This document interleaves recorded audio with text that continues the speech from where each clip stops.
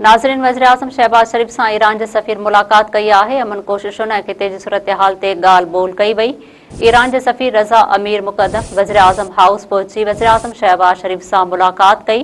मुलाक़ात में वज़ीर-ए-आज़म ईरान ऐं अमेरिका खे ॻाल्हियुनि ज़रिए तकरार ख़त्म करण जी ख़्वाहिश जो इज़हार कयो, जॾहिं त ईरानी सफ़ीर अमन जे क़याम लाइ पाकिस्तान जी कोशिशुनि खे बि साराहियो आहे। वज़ीर-ए-आज़म शहबाज शरीफ ऐं ईरानी सफ़ीर पारां इलाक़ाई इस्तेहकाम लाइ गॾिजी कम करण ते बि इत्तफ़ाक़ कयो वियो। नाज़रीन, अवां खे हिकु भेरो ॿीहर अहम ख़बर खां आगाह कंदा हलूं त वज़ीर-ए-आज़म शहबाज शरीफ सां ईरान जे सफ़ीर मुलाक़ात कई आहे। अमन कोशिशुनि ऐं ख़िते जी सूरत-ए-हाल ते ॻाल्हि ॿोल कई वई।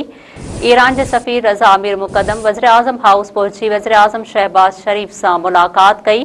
मुलाक़ात में वज़ीर-ए-आज़म ईरान ऐं अमेरिका खे ॻाल्हियुनि ज़रिए तकरार ख़त्म करण जी ख़्वाहिश जो इज़हार कयो, जॾहिं त ईरानी सफ़ीर अमन जे क़याम लाइ पाकिस्तान जी कोशिशुनि खे बि साराहियो आहे। वज़ीर-ए-आज़म शहबाज शरीफ ऐं ईरानी सफ़ीर पारां इलाक़ाई इस्तेहकाम लाइ गॾिजी कम करण ते बि इत्तफ़ाक़ कयो वियो।